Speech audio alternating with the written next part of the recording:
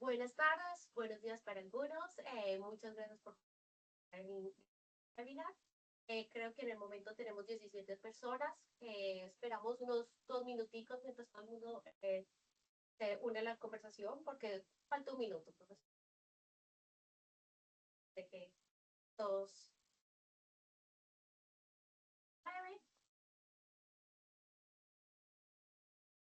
Sí, es temprano.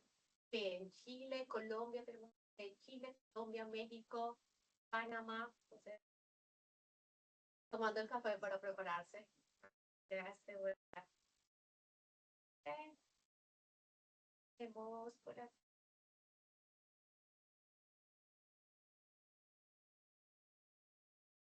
Siquiera para las 2 y 2 minutos y empezamos, ¿ok?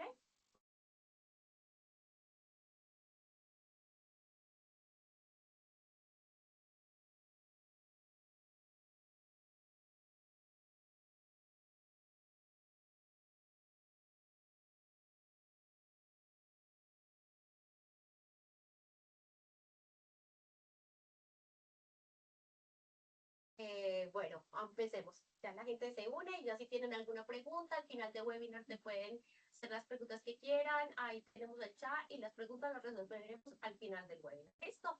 Hoy tenemos a Gloria Ortiz Miloy.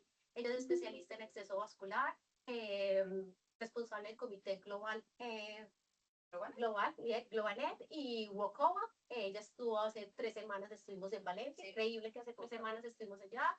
Ella estuvo participando en nuestro simposio también.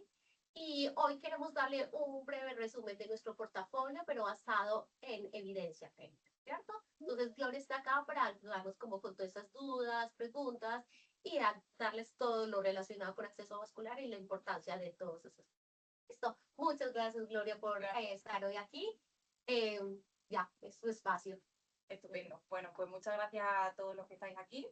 Gracias a GB UK por la invitación.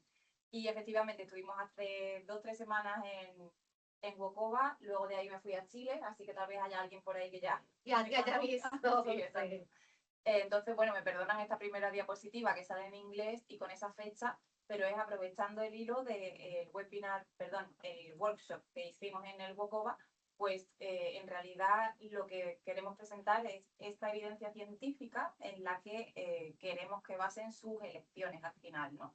Porque de ahí va a depender, pues luego la excelencia del cuidado que se le ofrezca al paciente, que es en lo que todos estamos centrados. ¿Un poco de ayuda con esto?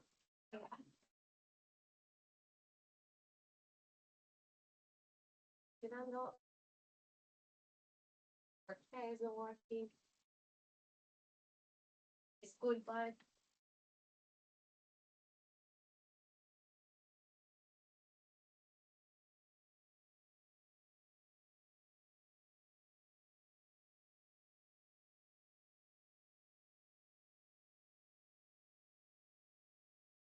Ahora sí. Fenomenal. Perfecto. Bueno, pues nada, las cosas del directo.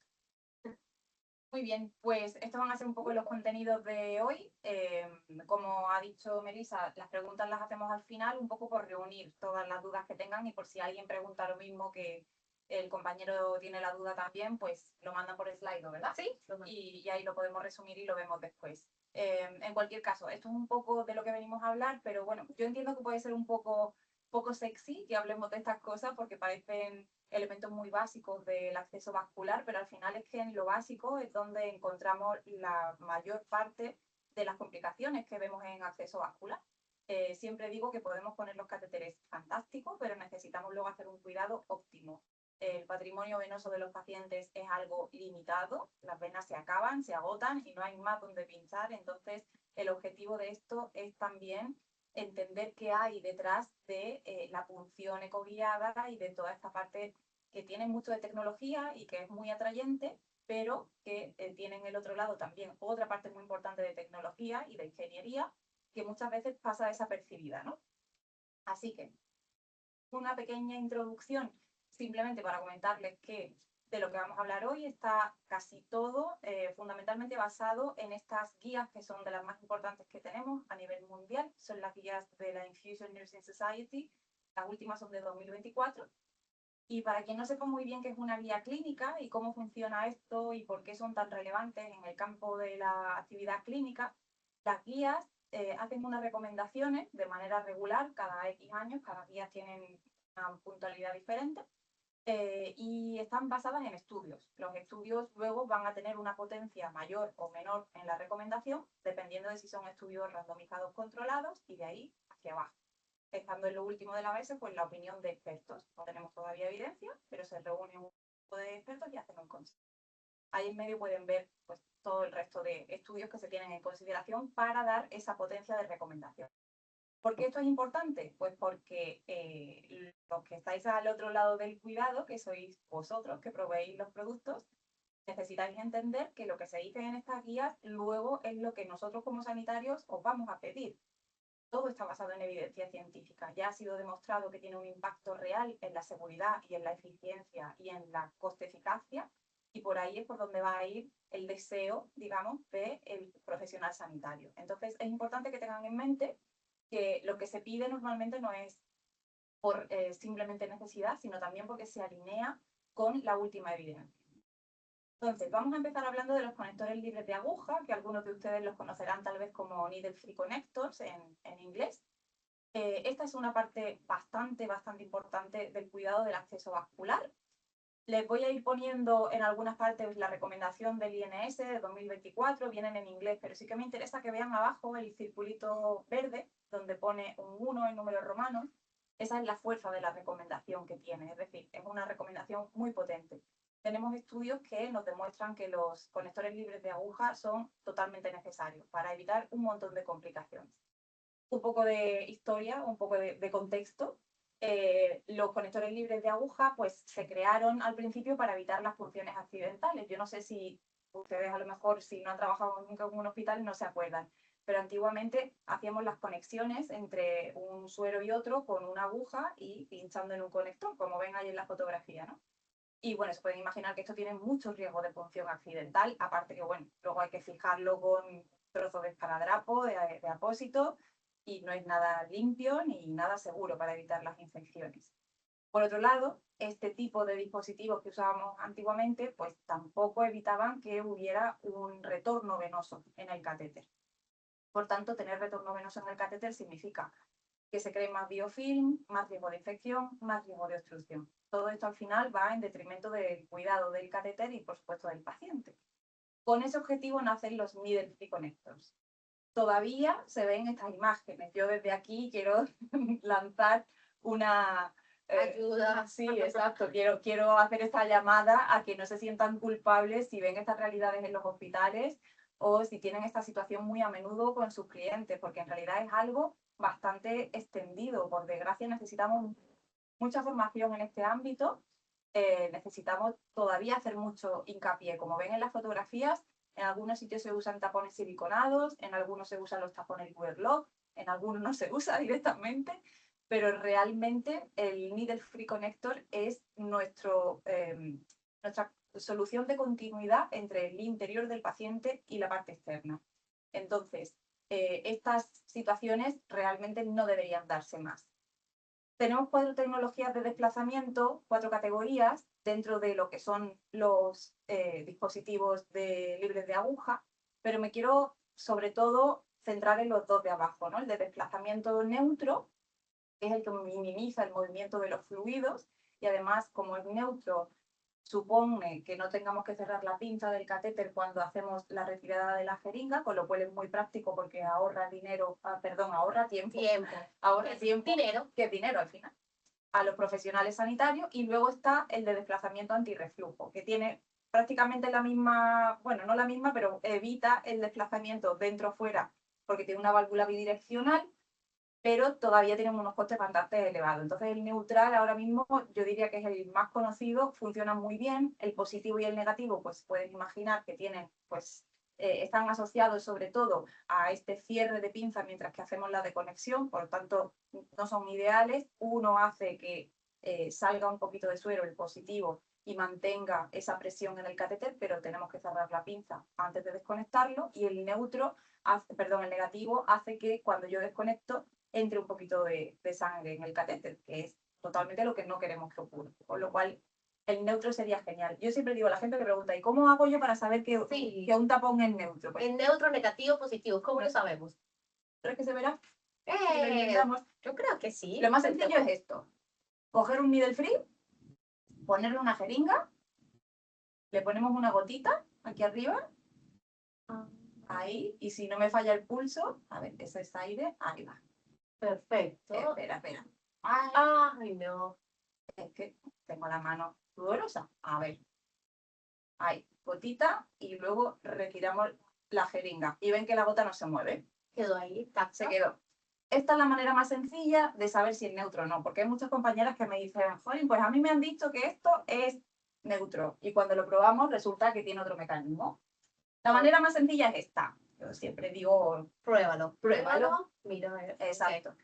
Hay que saber cómo funcionan las cosas. Entonces es tan sencillo como hacer algo así. Y eso se pueden imaginar que dentro de una vena que tiene un catéter, pues es algo muy influyente, porque el catéter se queda sellado, y evita algún reflujo. Exacto. Entonces, no sé si se ha visto, pero si no se ha visto, lo prueban en casa. Esto sí se puede hacer en Sí, casa. esto sí lo podemos hacer.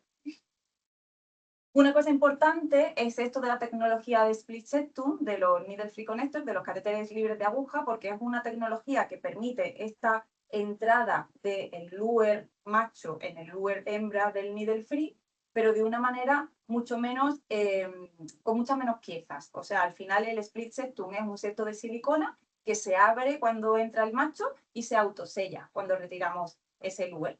Entonces, además de todo esto, proporciona una superficie que es muy lisa, con lo cual se puede desinfectar muy fácil. Ahora van a ver una foto y lo van a entender mejor. Entonces, este split septum sería una de las cosas que tendríamos que buscar cuando estamos mirando qué needle free connector queremos tener. El split septum respecto a los conectores libres de aguja con válvula mecánica no tienen, como ven ahí en la pantalla, no tiene partes internas, el espacio muerto, o sea, lo que queda de vacío en el interior es mínimo, es muy fácil de desinfectar y eso hace que el riesgo de biofilm que se pueda crear en la superficie sea muy bajo, mientras que el que tiene partes mecánicas en el interior, como muelles, resortes, pues puede hacer que se quede un poco de sangre en el interior, con lo cual no vamos a poder lavarlo correctamente y la superficie a veces es un poco ondulada y eso hace que la desinfección también sea más difícil. Vale, entonces, dicho esto, también es importante remarcar que tenemos opciones a día de hoy para evitar también el uso de las llaves de tres pasos. Hemos visto, si recuerdan la diapositiva de antes, que había un paciente con llaves de tres pasos totalmente conectadas directamente a la vía. Entonces, esto está no recomendado ya porque tenemos sistemas como el que ven en la imagen, que son, no sé cómo lo llaman en otros países, en España esto lo llamamos pulpo. El pulpo, sí. Sí, ¿verdad? Con las manos. Sí. De dos manos, tres patas. Sí. Eso es. Pues se recomienda que se usen este tipo de dispositivos, que si bien luego se unen todos en la vía, por supuesto, tenemos que estar pendientes de que las medicaciones sean compatibles, etcétera, pero hace dos cosas muy importantes. Primero, nos aleja la manipulación desde el punto de inserción y eso hace que tengamos menos flebitis, menos trombosis. Y luego nos proveen también de una largadera con ya un needle free connector ensamblado. En el caso que tengamos que usar una llave de tres pasos, si no nos queda más remedio, por lo menos que sea una llave de tres pasos con un needle free, un conector libre de aguja ya colocado, que lo usemos al final de la prolongación. Esto es lo que nos dicen las recomendaciones.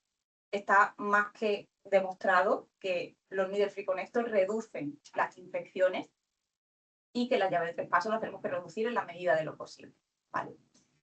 El diseño ideal del conector libre de aguja pues sería, lo que hemos dicho ya, una superficie muy fácil de desinfectar con el split septum, con muy pocas ranuras, muy pocas grietas para que la desinfección sea lo más homogénea posible.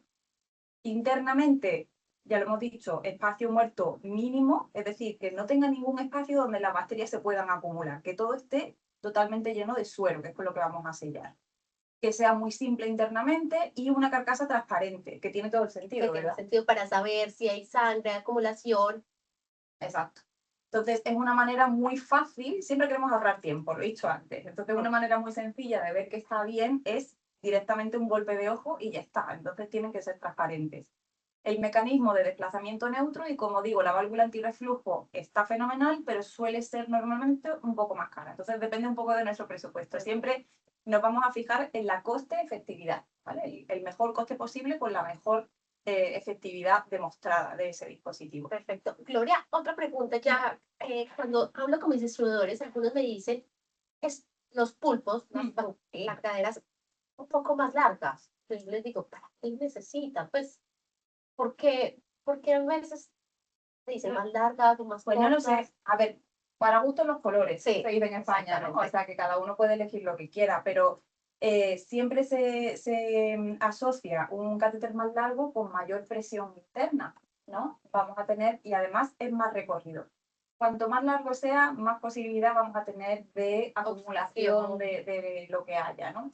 Medicamento. No de obstrucción, pero sí de eventual acumulación Ok. de lo que sea, ¿no? Imagina este biofilm que decía, no es igual el biofilm que tenemos en una cánula corta o el que se puede formar en un PIC. Obviamente todo va asociado a cómo cuidamos el catéter.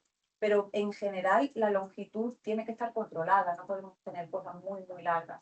Por ejemplo, si me dices un paciente que se va a domicilio, que tiene un PIC, y se tiene que poner nutrición él solo, pues te hacen falta 2 manos, Te hacen aquí falta, no llegas. claro. Entonces sí que normalmente se pone una largadera un poquito más amplia para que pueda hacer su trabajo, Un trabajo de manera autónoma. A lo mejor la pregunta iba un poco por ahí, ¿no? sí, Pensando específicamente en una población tal vez. Pero de manera intrahospitalaria esto es más que suficiente. más que suficiente, perfecto. Sí. Es verdad que a veces nos hacen preguntas que... Sí, a veces preguntas más cortas, más largas, o sea, eso es lo que hay. Muchas veces son preguntas dirigidas a un caso concreto. Concreto de un paciente concreto con una necesidad concreta. Eso es. Perfecto. Entonces, lo de las alargaderas largas vienen bien en este tipo de pacientes que son autónomos y necesitan hacer sus cosas en casa, ellos solos. Gracias. Entonces, bueno, en esta fotografía pueden ver algunos ejemplos de válvulas, de catéteres, perdón, de conectores libres de aguja, así como partidos por la mitad para que vean por dentro cómo son, ¿no? Los que tienen partes mecánicas pues son bastante complejos, tienen muchos espacios muertos, y los que tienen una superficie un poco menos lisa, que pueden entender que es muy difícil de obtener una limpieza eficiente. Entonces, estas serían las maneras más fantásticas de poder elegir los conectores libres de aguja. No es algo que digo yo, recuerdo que aquí estamos hablando con toda la evidencia que tenemos publicada hasta ahora, y tenemos varios estudios en los que han hecho comparación de estos needle free connectors de diferentes marcas y han hecho desinfecciones con diferentes toallitas con alcohol, y luego han hecho lavado con suero de estos tapones y han cultivado el lavado de ese suero. Entonces han visto que aquellos que tenían una superficie menos homogénea, al final acumulaban en el lavado más carga bactérica, con lo cual esto es muy, muy importante. Luego vamos a hablar también de la desinfección de estas superficies, porque también tiene mucho que ver cuánto tiempo se desinfecta y de qué manera se desinfecta, ¿no? Pero aunque esto lo han medido en este estudio, lo comento un poquito más adelante. Otro estudio interesantísimo es este de aquí, en el que también lo que han hecho ha sido estudiar la formación del famoso biofilm que decíamos antes. Entonces, como pueden ver en la imagen de abajo, el dispositivo de conector libre de aguja está dividido entre la parte externa, lo que se une con el catéter y luego el lavado. Aquí han ampliado el rango y han cogido bastante más conectores libres de aguja. Y han visto, los colores que ven abajo, han visto que en cada parte del catéter, en mayor o menor medida, en función del dispositivo que han usado, se han ido acumulando biofilm con ciertos patógenos. Entonces, la idea es siempre la misma.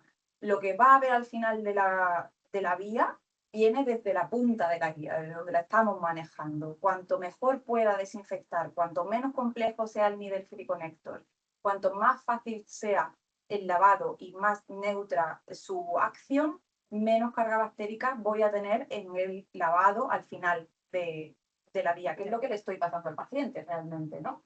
Por eso digo que es la conexión entre la parte interna y la externa. Y lo de la desinfección pasiva. Antes me preguntabas, ¿por qué se llaman de desinfección pasiva? Sí. Pues vamos a verlo. Se llaman así porque evidentemente no tenemos que hacer nada, simplemente se colocan, yo no sé si los han visto alguna vez, me imagino que sí, porque ya son bastante famosos. Son así, una cosita de plástico, con dentro una esponjita, normalmente con alcohol, un IPA al 70%, y esto se conecta al nivel free y ya. Por eso es pasivo, porque no tengo que hacer No nada tenemos más. que Melissa. hacer, mientras que los otros es limpia, limpia. Dicen que por 1 minuto, algo así. Depende. En el estudio que comentaba antes, decían entre 5 y 15 segundos de desinfección, no han visto diferencia en la carga bactérica. Da igual que desinfectes 5 o que desinfectes 15.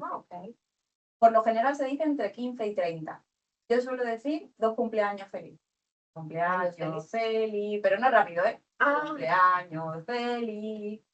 Es tiempo. Es tiempo. Es un rato. Entonces la enfermera debería estar haciendo otra cosa. Claro. En vez de ponerle, y eso es lo que queremos también decirles, que el tiempo es dinero en el tema de hospitales, ¿cierto? Totalmente. Entonces, a veces me dicen, pero es que eso es muy costoso, pero mientras cantas 2 cumpleaños felices, puedes hacer muchas más cosas con algún paciente. Ah, sí, yo ya me aburro con un cumpleaños sí, feliz. ya, yo como... En general, en las fiestas de cumpleaños ya me aburro. Sí. Entonces, en la cama del paciente es mucho tiempo. Esto, sin embargo, pues lo puedes colgar así, ¿no? En el palito del suero y ya. Lo cambias, listo. Entonces, tiene varias cosas buenas. Déjame que vaya a la diapositiva, que os cuento un poco. Primero, la variabilidad que existe cuando hacemos la desinfección del conector libre de aguja es amplísima. De hecho, como ven algunos estudios, entre un 12 y un 100% de variabilidad. O sea, es impresionante, porque uno limpia así, el otro limpia así. Hay quien canta un cumpleaños feliz y quien no canta nada. Y hay directamente quien no desinfecta, ¿no? Porque no desinfecta. También he escuchado, no, esto no hace falta no pasa nada, no pasa nada. Nadie se ha muerto, nadie le ha pasado nada. Entonces, la ventaja que teníamos de la creación de estos Needle Free Connector, que era no pincharnos, tener esta protección en el puerto de entrada, ha traído también una parte mala, que es, tengo otro dispositivo más en la línea. Es un dispositivo add-on, que se llama, ¿no? Como añadido. Me tengo que encargar de él, evidentemente. La desinfección de la superficie, como he dicho antes, es uno de los factores más importantes para evitar que haya una infección del torrente sanguíneo, que dicho así parece una tontería, pero tener un bicho, un germen que está dando vueltas por tu torrente sanguíneo es algo que pone en riesgo tu vida, es algo que aumenta la mortalidad y la morbilidad del paciente, o sea, tanto la tasa de que muera como las posibilidades. Por tanto, es importantísimo que se desinfecte para evitar todo esto. Pero con tanta variabilidad, ¿cómo lo hacemos? Pues teniendo estos tapones, es muy fácil enseñar a las enfermeras a que hagan esto. No tengo que decirle, coge una gasa, coge alcohol, vete allí. Solo ponlo y listo. No necesitas explicar nada más. Y esto reduce la variabilidad y aumenta la estandarización. O sea, las guías de las que hablábamos al principio están hechas para que la práctica clínica sea un estándar, para que yo, como yo cuido en España, también cuiden en Chile o en Colombia o en Portugal. De esta manera estamos estandarizando de un modo muy simple cómo hacer la desinfección. No tengo que volver a quitarlo hasta que no lo vaya a usar. Perfecto. Entonces, cuando yo me acerco a la cama del paciente para poner un suero o hacer un lavado, simplemente lo quito. Obviamente tengo que tener cuidado de que esto no toque por ahí, porque si no lo tengo que volver a desinfectar. Usamos una técnica no touch y conecto mi jeringa, mi suero, lo que sea, y ya está desinfectado. Perfecto. Y esto además hace que las superficies sean mejor desinfectadas, aunque siempre vamos a preferir las superficies que sean lo más plana posible. Para evitar todo eso. Para evitar todo ese biofilm que decíamos antes. Y esto es una recomendación 2 de las guías. El éxito, porque me dicen, bueno, ¿y ahora cómo hago yo para enseñarle a las enfermeras a poner esto? El éxito de esto es altísimo, porque quiero decir, hola, hace falta mucha explicación. No, solo ponlo al pequeña rosca, porque claro, hay muchos en el mercado y muchos me dicen, mira, es que esta se agarra mientras que los otros, es mis dedos. Entonces, a ver, las enfermeras también envejecemos. Entonces, algunas nos viene artrosis, perdemos fuerza, cualquier cosa. Entonces, es verdad que viene muy bien tener este que tiene aquí como una leveta que es muy, muy ergonómico, ¿no? Pones aquí los dedos, roscas y ya. Hay otros que son un poco más planos, hay diferentes, pero es verdad que estos es bastante más fácil. Y te voy a contar una cosa, es súper fácil de aplicar porque si tú esto lo pones en el palo del suelo del paciente, si tú no lo colocas, el paciente te va a decir, oye, ¿dónde está mi taponcito? Entonces, eso lo hemos vivido nosotros en el hospital donde trabajaba en Madrid, que empezamos a implementarlo, hicimos un pequeño estudio observacional para ver cómo las enfermeras reaccionaban a esto y la sorpresa fue que las enfermeras respondieron muy bien, pero los pacientes también. Se nos llena la boca con esto de decir empoderemos a los pacientes, pues esta es una manera de hacerles partícipes de su proceso. De su proceso y de su cuidado. Exacto. Entonces, si salías de la habitación y no ponías esto, te decían de cualquier manera, el taponcito, el chirindolito, lo que sea. Sí, le ponen su nombre, pero sí, recuerda que me lo tienes que poner. Y a mí me parece una cosa muy chula, ¿eh? Que también el paciente tenga una voz en esto. Claro. Entonces, bueno, creo que ya lo he dicho todo, lo hemos ido hablando sin darnos cuenta. Importante, es de un solo uso. Es de un solo uso, sí. Si ya lo quitas, lo botas, pero se puede dejar en el lugar hasta 7 días, ¿cierto? Exacto. Puesto en el conector hasta 7 días. Por ejemplo, el paciente que se va a casa con un PIC, que lo usa para, yo que sé, quimioterapia, se puede marchar y cuando vuelve para su cuidado semanal y hacer la curación, se le retira, se hace un lavado, se cambia el needle free y listo. Perfecto. ¿Vale? ¿Vamos bien de tiempo? Sí, Yo me iba a hablar y 2:30. estamos bien, ¿no? Sí, estamos bien. Ok, perfecto. Muy bien, pues como decía, aquí de nuevo, otra recomendación de las guías INS, recomendación 1. O sea, hay que desinfectar antes de entrar. Esto no tiene discusión, es algo meridiano. Vamos. Entonces, otra cosa que dejamos fuera es la variabilidad a nivel de la práctica manual, porque también hay estudios que nos demuestran que no todo el mundo, como decía antes, desinfecta igual y desinfecta de la misma manera. Entonces, hay que acercarnos a estas cosas. Yo puedo entender que alguien me puede decir, es que introducir esto en mi hospital es muy difícil de demostrar, pero yo siempre le digo, si queremos implementarlo, hay que empezar por algún sitio. Y lo que nosotras hicimos en mi hospital y que funcionó fue pedir algunas muestras para que nos dejaran hacer este pequeño estudio observacional, que no se publicó porque era realmente no estadísticamente importante como para publicar. Pero sí en el hospital dar las estadísticas, la Exacto. importancia de las enfermeras y tanto que el paciente. Entonces medimos la satisfacción de las enfermeras, comentamos esta cosa de la implicación de los pacientes y al final se introdujo, o sea, es bastante fácil de poner porque es que además de lo que dices tú, las enfermeras están contentísimas porque se ahorran mucho tiempo. Con lo cual siempre se pueden hacer pequeños estudios que nos ayuden a soportar luego lo que vamos a defender, ¿no? Delante de los que toman la decisión sobre el producto final. Y lo mismo pasa con las jeringas precargadas. Este también es un tema que me dirán, jolín, qué pesada, llevamos años hablando de esto, diciendo la jeringa, no, es muy caro, es muy costoso, puedo poner la aguja y sacarlo, me sale más barato. Melissa, esas fotos las he echado yo en un hospital. No hace mucho. Entonces, y he tenido compañeras que me han dicho que eso son jeringas precargadas, porque claro, están cargadas de antes. Pero no son jeringas precargadas.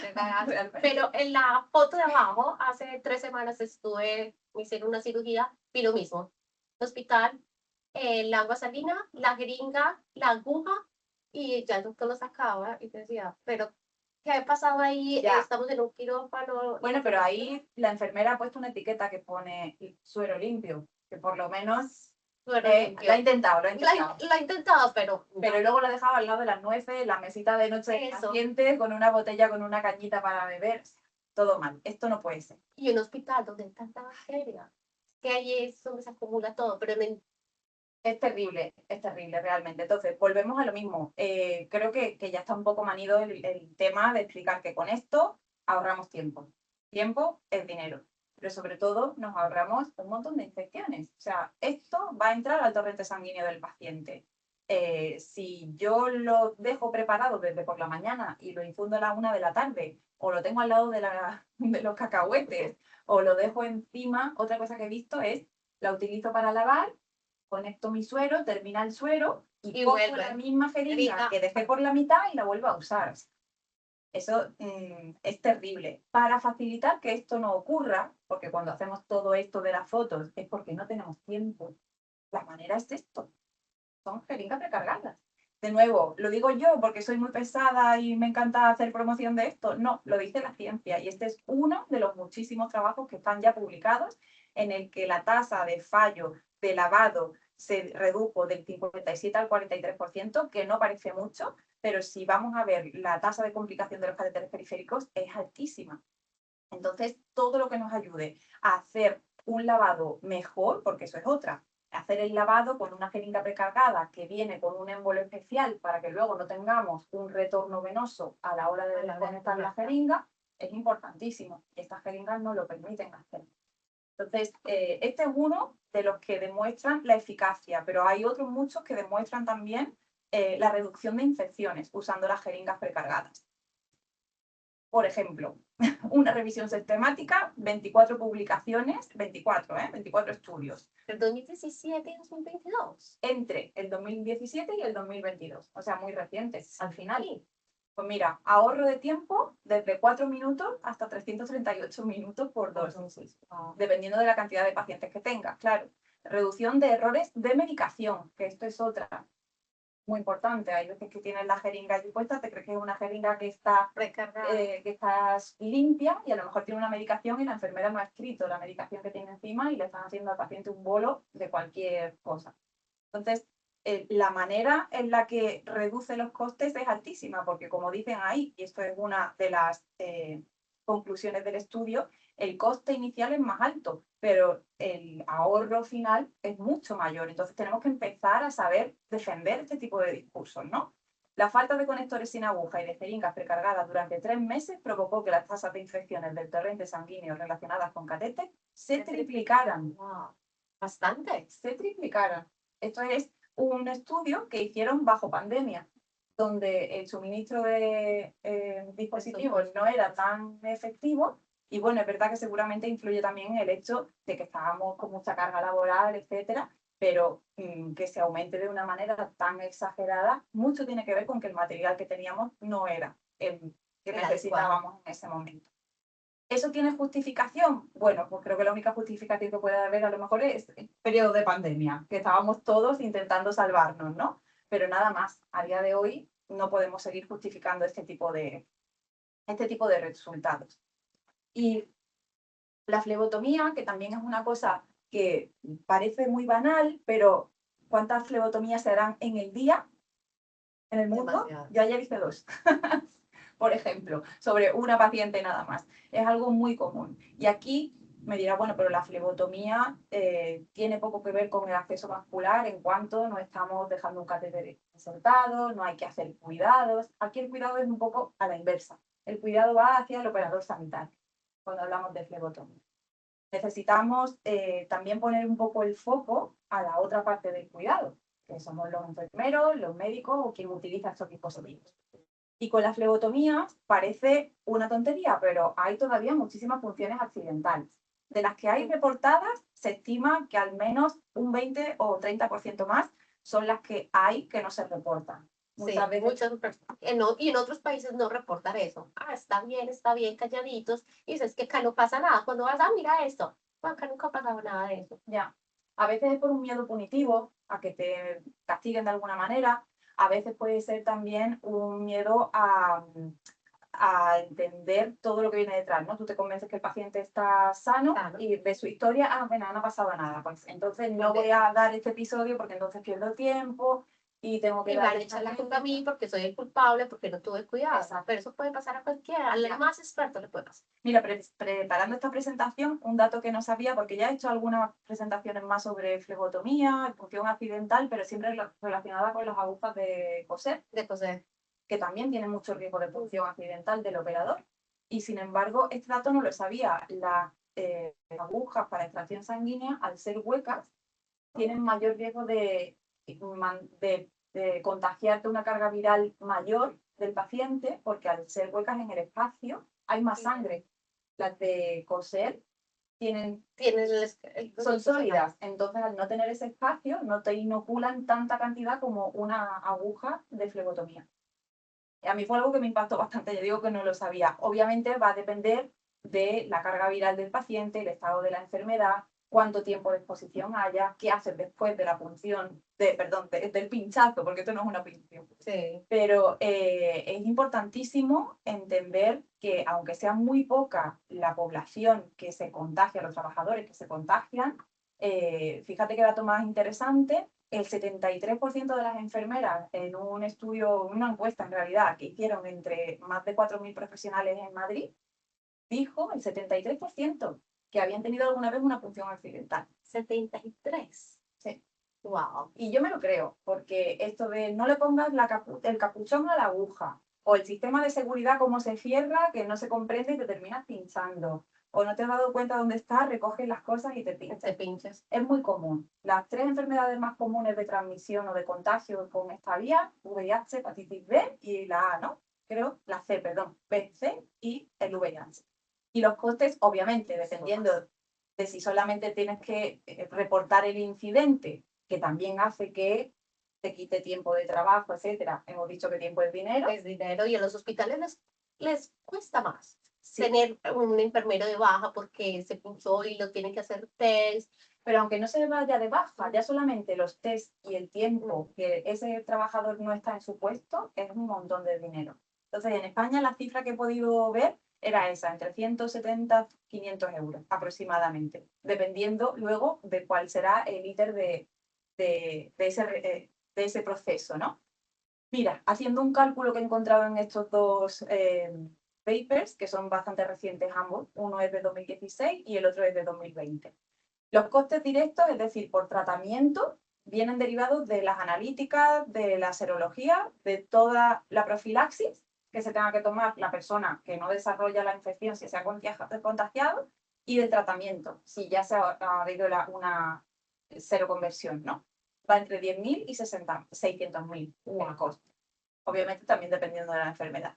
Y luego hay costes indirectos, que estos son los que a mí me encantan porque sabemos que están, son como el elefante en la habitación, pero nadie le hace caso. Que son pérdida de productividad, que ya lo hemos dicho, impacto psicológico. O sea, yo me pincho con un paciente que tiene VIH, Ya, que no puedes dormir. no comes, no duermes, no tienes vida. O sea, te vas a tu casa con una preocupación tremenda.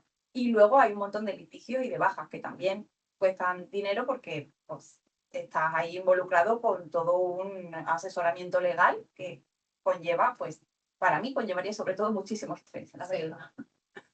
Entonces, aunque parezca algo muy banal, aquí tenemos que poner en la mesa el tema del coste o del valor. Esto es algo que yo repito mucho cuando me dicen, es muy caro. Bueno, depende de lo que sea caro para ti. Claro, ¿qué es caro? Que un trabajador tuyo trabaje de manera segura o que tenga el riesgo de pincharse y si tengo suerte no pasa nada. En realidad no es lo mismo lo que pagamos con un precio que el valor que le damos a ese producto y al significado de ese producto, ¿no? Y Sí. esto vale para todo. Para todo. He ido para adelante, ¿verdad? Sí. Tenía esto en la mano, como yo hablo con las manos, pues le he seguido dando, perdón. No te preocupes. Sí, y es que lo que decimos es que no solamente cuidar al paciente, o sea, Can you go one behind? It's not working correctly. Oh, that's it. That's it. Yeah, thank you. no solamente es cuidar al paciente, es cuidar a tus médicos, a tus enfermeras. Entonces, cuando una enfermera, no, es que en este hospital me cuidan, en el hospital tengo los materiales adecuados, se siente seguro, se siente seguro de trabajar. Eso es lo que tenemos que enfocarnos también en algunos países, en algunos hospitales, es darles como ese valor de estos Y es verdad que a lo mejor las enfermeras que estamos trabajando en la base no somos enfermeras decisoras a la hora de tomar la decisión final de qué se va a comprar para trabajar en ese hospital, ¿no? Con qué material. Pero te puedo asegurar que un grupo de enfermeras diciendo, este material no me gusta, tienen el poder suficiente como para hacer que ese material no se use más y se cambie. Es importantísimo que tengamos siempre bajo control o por lo menos considerado esa área de la sanidad y darle un producto que no solamente sea coste, sino que le añada un valor que les haga sentir seguras y que les haga sentir que están ahorrando tiempo, porque realmente es lo que se traduce, pues es seguramente un caballo ganador.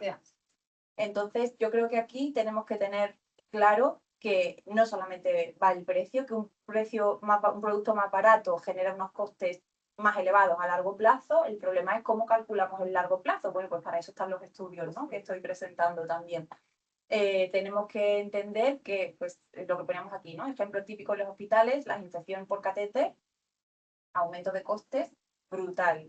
Las reinserciones que se hacen, que esto también ha perdido la vía, bueno, pues ponle otra, ya, pero ahora prepara el material. Pero prepara el material, trae más, te hubiera costado menos comprar un buen material, solo utilizar uno que utilizarlo 3 o 4 horas. Exacto. Y, por supuesto, la satisfacción del paciente, ¿no? Que también estas multifunciones, estos pacientes que dejamos como coladores, Y luego, pues todas las complicaciones que deriva de eso, catéter obstruido, catéter infectado, antibióticos, tiempo, pruebas de laboratorio. La verdad es que, bueno, pues no merece la pena, como todo en la vida. Es verdad que tenemos ahora mismo una crisis mundial, una situación geopolítica muy complicada. Recuerdo cuando yo estaba trabajando para una empresa y cerraron, empezó la guerra en Ucrania. En Ucrania. ¡Guau, Dios mío! Entonces fue dificilísimo. Hemos tenido el COVID, ahora está lo del estrecho de Hormuz, en fin. Siempre hay algo. El mundo está upside down, ¿no? Pero es verdad que esta entrega que tenemos en reducir los costes inmediatos nos está llevando a la deriva de la complicación a largo plazo. Y esto necesitamos tenerlo más controlado. Y no solamente hablando de lo que veníamos hablando, que era el tema de las flebotomías, también a la hora de, por ejemplo, hacer hemocultivos. Miren, estoy viendo que tengo esto aquí, para hacer hemocultivos estériles. Que muchas veces cogemos la aguja de la palomilla y la clavamos directamente en la botella. Riesgo de infección del hemocultivo, riesgo de pinchazo, en fin. Una cosa tan simple como esta, que es un trozo de plástico estéril que te permite poner aquí tu palomilla y hacer el hemocultivo sin tener que pincharte tú y estando segura de que lo estás haciendo estéril, que es como está mandado, ¿no? Puede ser. Son pequeñas cosas que realmente marcan una diferencia. Mira, este trabajo es interesantísimo. Quien estuvo en Wokova, en Valencia, a lo mejor escuchó la última publicación del doctor Víctor Rosenthal. Es un importantísimo infectivólogo a nivel internacional y se inventó esta herramienta. Se llama el INIC y el INIC es una herramienta gratuita, sin ánimo de lucro, en la que los países que quieran, los hospitales que quieran, se registran y vuelcan ahí sus tasas de infección. ¿Vale? No recuerdo si a cualquier nivel, creo que sí, pero tiene también una parte que es para acceso vascular. Sí. Entonces, esto se puso en marcha en 2002 y a partir de entonces pues tienen involucrados a casi 70 países de todo el mundo. Y el doctor Rosenthal lo que presentó en Wokova eran los resultados de una parte de estos países, 42 de ellos, sobre acceso vascular. Esta es una publicación previa de 2015 en la que hizo este estudio en un país, podemos decir, de unos insumos limitados, ¿no? Porque se hizo en India. Entonces, utilizando esta herramienta, 5 UCI médico-quirúrgicas de la India, con 82 camas en total, siendo 2 hospitales de atención terciaria, con un ratio de enfermera-paciente muy bueno, 1-1, ¿verdad? Es único, fantástico. Y a pesar de que contaban con un grupo de control de infecciones y que el líder de ese grupo de control de infecciones estaba formado en las infecciones nosocomiales, en el control de las mismas, vieron que pasando de el uso de la llave de 3 pasos simple a el uso de las jeringas precargadas y los catéteres, perdón, los conectores libres de aguja con split septum, lo que hemos dicho que se desinfectan muy bien, pasaron, como puedes ver, los rosas eran las infecciones que tenían, perdón, lo verde eran las infecciones que tenían antes y las rosas son las infecciones que han seguido ocurriendo, pero muchísimo más relajadas. De hecho, si ves las verdes, que son las que ocurrían con las llaves de 3 pasos, hay gérmenes que antes no estaban. O sea, han conseguido eliminar 5 gérmenes que antes producían infecciones y ya no. que ahora ya no están.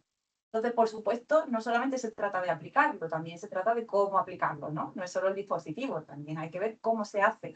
Pero simplemente introduciendo estos 2 dispositivos, hicieron un ahorro en el paciente de casi, o sea, de más de $400. Entonces, decían ellos, concluían, todo lo que veáis en cursiva viene sacado directamente del estudio que estamos viendo. Decían, por cada $1 que yo invierto en jeringas precargadas y en catéteres libres de conectores libres de aguja, me puedo ahorrar más de $100. Entonces, sí, y hay estudios, como tú dices, no es que alguien lo creó, es estudios, evidencia científica del ahorro y lo que puede pasar si no se utilizan los productos correctos. Exacto. Muchas veces cuando viajo, que viajo un montón, y me dicen, ya, es que en mi país la situación es muy diferente, porque aquí es muy difícil obtener ese dispositivo. Es que, pero, jolín, no creo que la India sea un país muy en el rico, que sea facilísimo encontrar unos productos de altísima calidad. O sea, a lo mejor me equivoco, pero según lo que veo en los estudios no es así. Y de hecho no lo es en este estudio. Sin embargo, fíjate cómo haciendo esta inversión han conseguido aumentar la seguridad, disminuir las complicaciones, aumentar el ahorro, pero claro, a largo plazo. sí, no se nota, los compras mañana y mañana ahorras, no, se nota a largo plazo. Es que es así. Entonces, yo siempre digo, si yo tuviera que llevar a mi familia a hacer un largo viaje, ¿qué elijo? ¿El coche que me viene con aire acondicionado, el dispositivo que me avisa de los accidentes, el asesor para conducir, todas estas cosas? ¿O me cojo la tartana, la carcasa que tiene ya 8.000 kilómetros? Bueno, 8.000 es poco. Que no, 8.000 es poco y que hay que parar por la 8.000. gasolina, el olor, no aire acondicionado. Normalmente, vamos con la familia, escogemos el mejor. Exactamente, y un largo viaje todavía más, ¿no? Yo no quiero a mitad de camino pararme, como dices tú, ver si el aceite está goteando o no, o si los frenos me funcionan. Pues esto hay que empezar a pensarlo un poco así.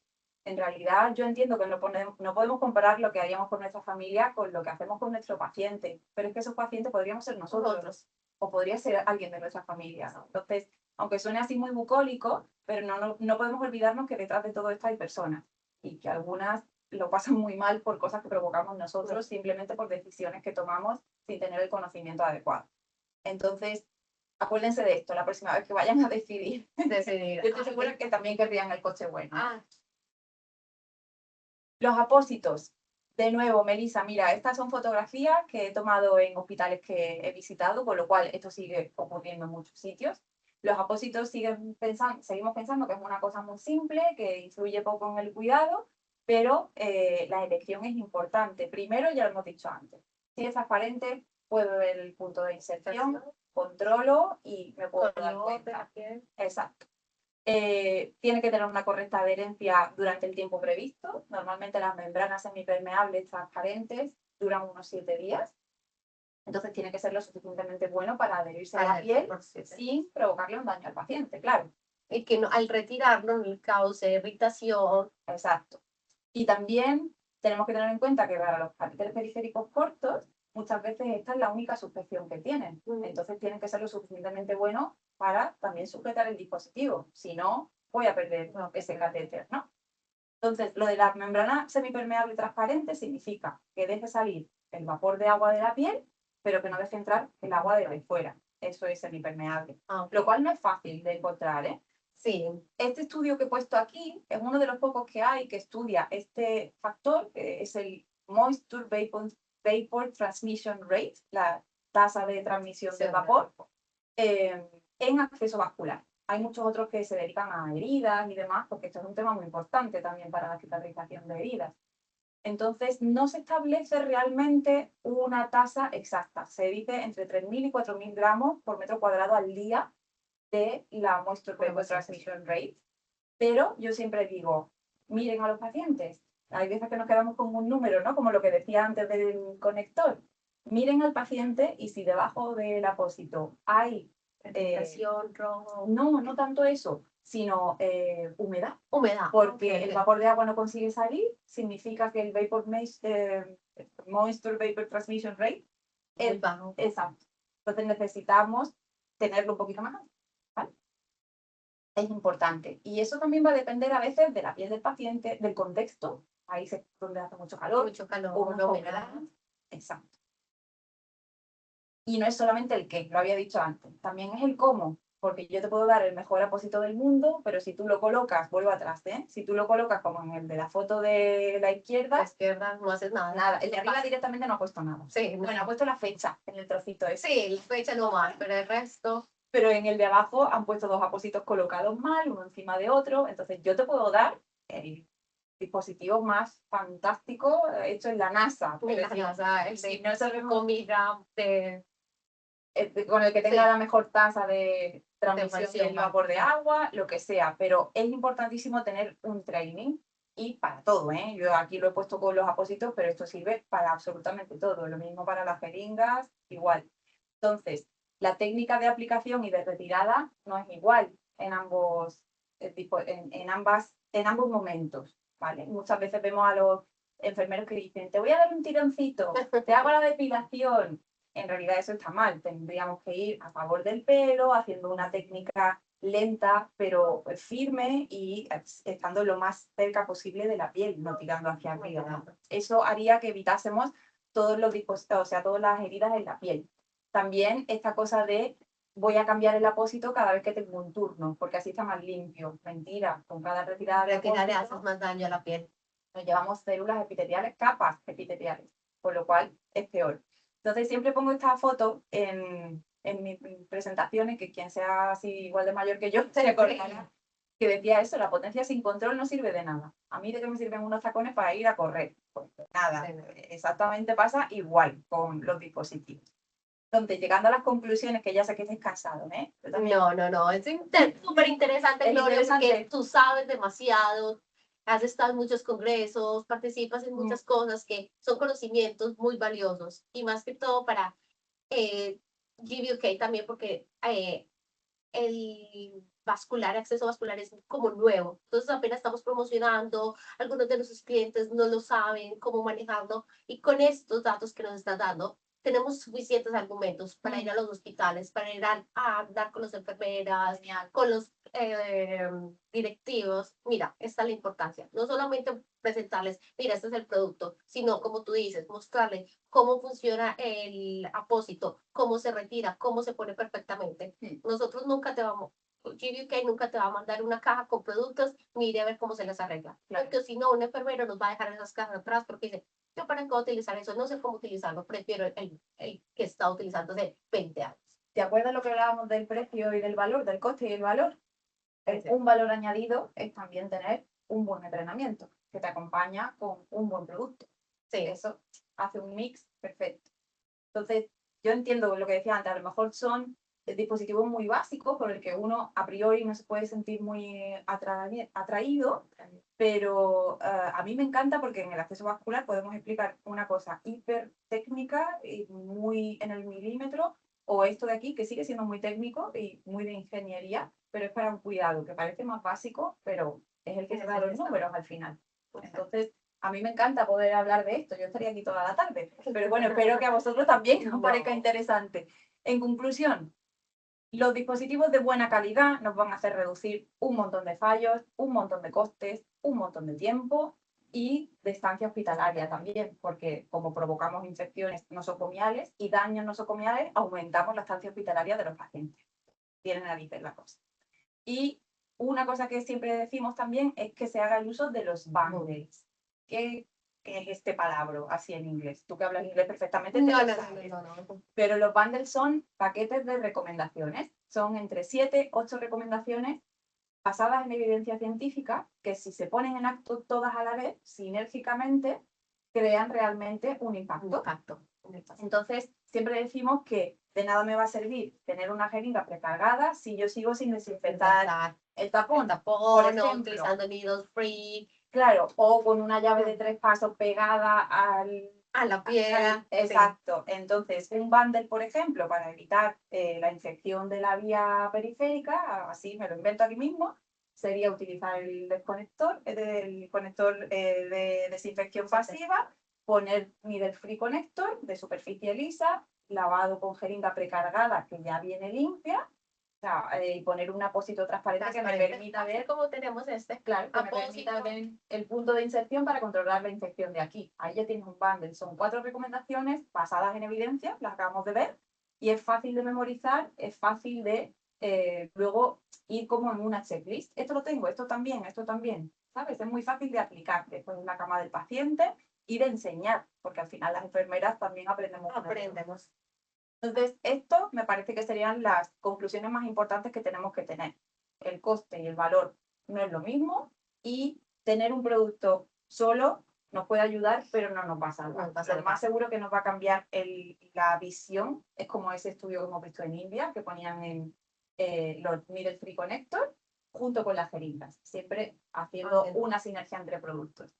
Y hablando de esa sinergia, entre productos, quería compartir con los compañeros estos 2 trabajos que han salido muy recientemente. Vamos, uno salió ayer. Sí, eso me dices, perfecto para esta. No. Y también, si alguno de mis distribuidores necesitan esto, ¿los puedes compartir con nosotros? Sí, claro. Esto ha salido en el Journal of Vascular Access, que es la revista más importante de acceso vascular. Y bueno, pues como veis somos un grupo de frikis que nos encanta el acceso vascular y dijimos, oye, pues para las vías periféricas cortas, largas y midline, no hay ningún bundle, no hay ningún protocolo de inserción. Y hemos hecho 3 protocolos, el CISPEC, el SILPEC y el SIDMIC, si no recuerdo mal, que es el tercero que tiene que salir. Y como veis a la derecha, no pretendo que se lea, abajo el último punto, la última recomendación te dice que pongas una membrana transparente, también en algún punto te dice que utilices el Needle Free Connector, que utilices jeringas precargadas. Al final todo lo que venimos hablando está incluido aquí también, que es un bundle respaldado por evidencia, por un montón de expertos clínicos y un grupo de consenso, ¿no? Entonces, como decía, van a ser 3, el tercero aún no se ha publicado, así que tendremos que esperar a la última entrega. Esta imagen, El retorno del Jedi es la última, sí. no sé. Bueno, no sé, es que yo no soy muy fan de Star Wars, pero he empezado en una trilogía y me ha venido bien. No, eso es perfecta. Mucha gente No, no lo dicen acá. Pero no, de verdad, muchas gracias por tu tiempo, Gloria. Ya siguen las preguntas. Ya, las personas que deseen hacernos preguntas nos pueden mandar acá en el chat o si la quieren mandar internamente, la respondemos esta semana. Pero estamos acá para responder cualquier pregunta, alguna duda que tengamos con Gloria. Listo. Entonces, ¿te han mandado alguna mientras estábamos? hasta el momento no he visto ninguna pregunta. No. ¿Eso significa o que no se han enterado de nada o que yo lo he explicado muy bien, una de dos? Yo creo que notificaciones acá tengo. Podemos... Thank you. ¿Alguien? Bueno, no tengo aquí ninguna pregunta, no Yo sé. sí quería preguntarte una cosa. Tengo aquí encima de la mesa esta jeringa, pero estas son 10 mililitros. Me viene muy bien para lavar los carteles centrales, por ejemplo, ¿no? Para lavar un PIC. Pero para una vía periférica, ¿tenéis algunas con...? Tenemos de 5 y de 3. Vale. Y tenemos la single sterilize, la que está la estéril y la estéril, la doble estéril para cuando vamos al campo estéril. estéril. Claro, porque Sí. por ejemplo, lo que decía, ¿no? Para la inserción de un midline, que yo necesito una jeringa precargada, la necesito estéril. Entonces puedo abrirla en el campo estéril y usarla. Tenemos las dos. Entonces, una cosa que es importante es que las jeringas sean de 10, o sea, a ver si me explico, el volumen tiene que ser como de 10 mililitros, esta área, la superficie, tiene que ser como las de 10 mililitros para que no hagan mucha presión, pero la cantidad de líquido en el interior puede variar en función de la longitud del catéter, ¿verdad? O sea, para los periféricos, sí, para los periféricos usamos la de 3, la de 5. O la de 5, por ejemplo, para los midline, y para los demás de 10. Siempre el doble del espacio muerto. Del catéter. Listo, acá tenemos a Chloe que dice, ¿cuál es la mayor razón por qué la gente no se mueve del negativo al neutral? Buena pregunta. Pues fíjate que yo creo que la respuesta ya te la he dado antes. Sí. Yo creo que muchas personas no saben que tienen un Needle Free Connector negativo en muchas ocasiones y están convencidos que es algo neutro, Que lo usan y que no o que simplemente no saben ni siquiera la diferencia entre el negativo y el neutro. Yo me he encontrado diferentes conectores libres de aguja en un cajón en el hospital que pone para vía central, para vía periférica. ¿Por qué? ¿Por qué? Pues no lo sé, pero el razonamiento que habían hecho era ese. No, ¿de dónde han sacado la información? No lo sé. Pero para decirte que hay mucho desconocimiento respecto a esto. Entonces, me da la sensación, y por eso invito siempre a que se haga el truquito de la jeringa, que en muchas ocasiones ni siquiera se conocen. No saben ni lo que están poniendo, entonces creen que es un neutral, pero es un negativo. Ok, porque Claro. sí, hay mucha gente que nos dice, ay, ¿por qué tienes neutral y no tienes un negativo? Por la evidencia nos dice que es mejor y la gente se está... Exactamente. Es que el negativo en realidad lo que hace es, cuando tú desconectas la jeringa, hacer que entre un poco de sangre. La punta del catéter va a tener un poco de sangre. A lo mejor se obstruye, a lo mejor no, pero lo que es cierto 100% es que hay sangre en el interior, aunque sea poca. Y eso ya va a aumentar la posibilidad de que haya biofilm.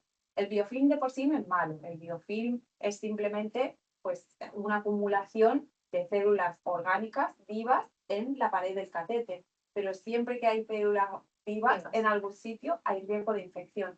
Entonces, cuanto menos biofilm haya y cuanto más inerte sea lo que tenemos en el interior, mejor, es como que está más limpio. Así que realmente el negativo para el acceso vascular solo tiene sentido si antes de desconectar yo cierro la pinza, que es algo que no puedo hacer, por ejemplo, si tengo una llave de 3 pasos. Sí, porque ya tiene la llave. Ah, perfecto. Entonces, por eso es tan importante que sepamos el material con el que tenemos. No es solamente el qué, sino el cómo. Bueno, CFD tiene otra pregunta. ¿Se recomienda realizar también la limpieza del conector sin aguja con toallitas de alcohol? Sí, claro, claro, claro. Si vamos a ver las guías, las INS nos dice que la desinfección es necesaria. Nos dice que con alcohol IPA 70% es suficiente. Pero también hemos visto que en los estudios hay una variabilidad altísima. Tener las toallitas no significa que se usen. Es como apuntarte al gimnasio Y no ir. y no ir. No por eso te vas a poner más musculoso, ¿no? Pues esto es algo igual. Las toallitas se pueden aplicar de manera diferente. Ahora no tengo yo aquí algún papelillo que me pueda servir. Este mismo. Si yo tengo este papelillo, yo puedo desinfectar así. Hay quien desinfecta así. Así. Hay quien desinfecta así.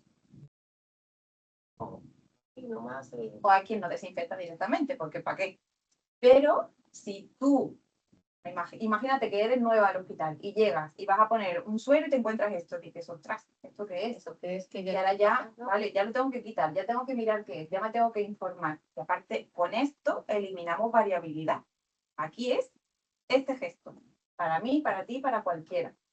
No hay variabilidad, no hay tiempo de aplicación. El tiempo es el que yo lo dejo colocado, que por lo general es bastante, porque es entre una infusión y otra.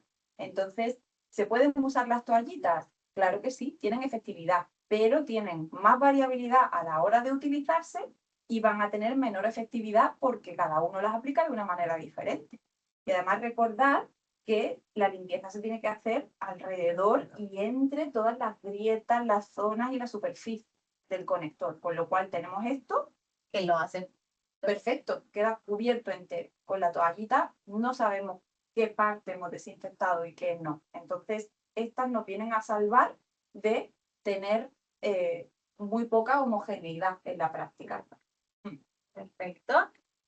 ¿Alguien más alguna pregunta o todo les quedó súper claro? Nosotros vamos a compartir la presentación, tenemos acá como el recorder de este webinar, también los compartiremos y al final vamos a mandarles como un formato para que nos llenen qué les gustó, si necesitan muestras, samples, necesitan que hagamos un entrenamiento personalizado con algún hospital, estamos para acá. ¿Listo? A mí me gustaría saber, visto que hay un montón de gente conectada, ¿no? De varios países. Sí, tenemos 38. No sé quién es esta persona, se ha entendido todo muy bien. Gracias por la formación. Ah, genial. Muchas gracias. Sí, tenemos 38 participantes, tenemos de Chile, tenemos de España, tenemos de Portugal. A mí me gustaría saber si ellos saben, en los hospitales de los países donde trabajan, cómo de común son las jeringas precargadas. Esto es una duda mía personal, ¿eh? Ok. ¿Quién nos quiere dar la información? ¿Cómo se utilizan, por ejemplo, en España, tú sabes? Sí, no sé De Chile, cómo de común son. Paulina. ¿O es todavía un producto así como del futuro? ¿Tú crees? Yo sé que en Chile, lo que estaba mirando, a veces lo utilizan, a veces no. Parte privada. Parte privada, hospital privado, sí. Público, no. En Chile se ven poco, pero a poco vamos cambiando la mentalidad. Sí, yo ya digo, acabo de volver de De Chile, Chile, sí, ¿cómo te fue en Chile? del Congreso de Xochitl, y la verdad es que vi unas presentaciones muy buenas de las compañeras, o sea, el nivel de las compañeras es altísimo. Otra cosa es que hay que hacer un trabajo de fondo muy de poco a poco, ¿no?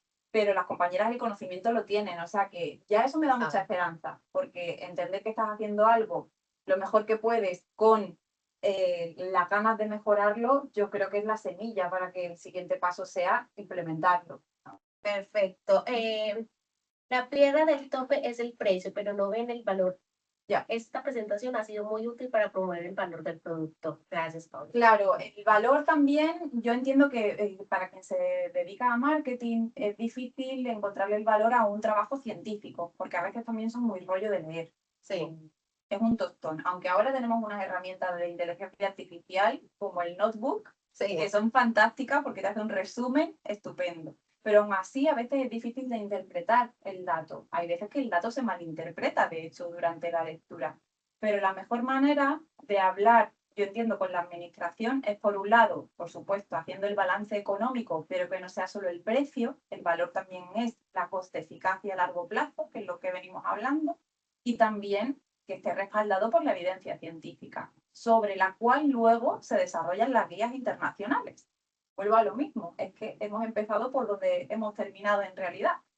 Entonces, entiendo que el precio siempre es difícil, pero también creo que, me van a permitir, ustedes deberían o tienen que poder argumentar esta lucha desde una parte también científica, desde parte del conocimiento científico. Al final son nuestra voz de cara a quien nos va a comprar el producto. Entonces, creo que es muy útil que tengan este pequeño input, ¿no? Que sepan, aunque no sepan exactamente qué dice el dato, pero que existen estudios que los puedan pedir, que pidan el apoyo. Oye, y esto, según tú, ¿cómo lo puedo presentar? ¿De qué manera lo enfoco? Me parece una manera de acercarse diferente y que probablemente añada valor. Añada valor a lo que estamos haciendo. Me dijiste también que ibas a Colombia el próximo mes, que es En junio tenemos el ACOTEIN, el ACOTEIN. de la Asociación Colombiana de Terapia de Infusión, de Terapia Intravenosa y de Infusión, que es, si no me acuerdo, del 26 al 28 de junio, así que por allí estaré. Ah, perfecto. Si hay alguien acá de Colombia, ya saben para que participen en esta conferencia que es muy buena. Y si no vemos ninguna otra pregunta, muchas gracias a todos por su tiempo. Muchas gracias, Gloria, por participar. Algo muy interesante. Yo sé que todos están acá porque abiertos. Preguntas no creo que tenga porque las haces todo súper claro.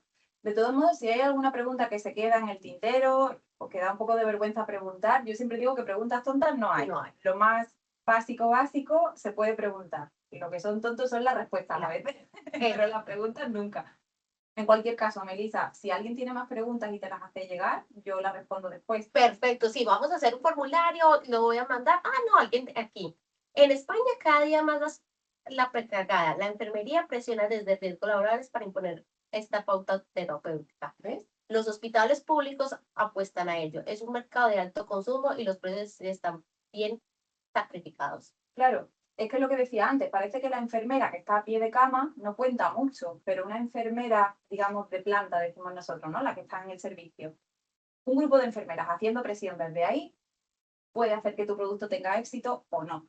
Y si desde ahí las enfermeras están pidiendo tener jeringas precargadas, es que tiene todo el sentido, porque además estamos evitando, que se me ha olvidado decirlo, el tener que cargar una jeringa supone tener una aguja, que está limpia, vale, no te vas a contagiar, pero ¿por qué me tengo que pinchar? Por pinchar, sí. Claro. Entonces, las enfermeras de servicio hay que cuidarlas también, porque al final tienen un poder silencioso, pero muy potente. Sí, porque si hacen la bulla, yo quiero esto, yo quiero esto, yo quiero esto. Esto no vale, esto tal. Ellas pueden reportar incidentes con el material. Yo que sé, un apósito que no se pega a la piel, pues eso lo dices un día, lo reportas dos, tres, cuando son un montón de enfermeras reportando el mismo problema, en algún momento la dirección dice, vale, aquí tenemos que poner una solución. Entonces es importante que también esa parte se cuide. Gracias por el comentario. Esta Sí. Alguien también nos dice, yo en los hospitales que trabajan en Madrid los utilizan la precargada. Sí, vemos que en España como que ya hay mucha fuerza, como tú dices, la competencia, hay espacio para todo el mundo, pero sí, lo más importante es que sepan que GBK los tiene, lo que necesiten, muestras, cualquier cosa. Acá alguien me dice también, ¿cuál es el diámetro que tienen las jeringas precargadas de GBK? Sabemos que es algo que se da mucha importancia en algunos hospitales de España. Sí, de 10, de ¿no? 10. Tenemos de 10, de 5 y de 3. Pero ese es el volumen interno. Ellos preguntan el diámetro. El diámetro es lo que te decía antes. La jeringa tiene que tener siempre el diámetro de una jeringa de 10. De 10. Sí, ¿vale? porque las jeringas sí. Las jeringas son las mismas, solo que unas cargadas hasta 3 Exacto. y otras cargadas hasta 5. Pero eso es. Pero, ¿y esto por qué es importante? Porque si yo tengo una jeringa con un diámetro más estrecho, de 5 mililitros, de 2 mililitros, lo que hacen es presionar más dentro del catéter. La presión en los catéteres periféricos cortos, hemos visto que en la punta hace daño en el endotelio venoso. Al final desarrolla una trombosis porque cuando se le hace daño a la vena por dentro, el cuerpo se defiende y crea un trombo de plaquetas. Entonces hay que hacer el lavado de una manera manual y demás y sin demasiada presión. Si tengo una jeringa muy pequeña, hago mucha presión. Entonces, aunque el volumen interno sea menos, lo importante es que el diámetro sea como de jeringa de 10. Gracias, porque antes lo dije, pero creo que no se entendió bien, así que gracias por pedir la aclaración. Sí, listo. Yo creo que hasta acá todo está bien. Si tienen alguna pregunta, me las pueden mandar al interno o lo pueden poner en el formulario. Muchas gracias a todos por participar y a ti, Gloria. ¿Listo? Gracias a vosotros. No, muchas gracias a todos. Que estén muy bien. Chao, chao.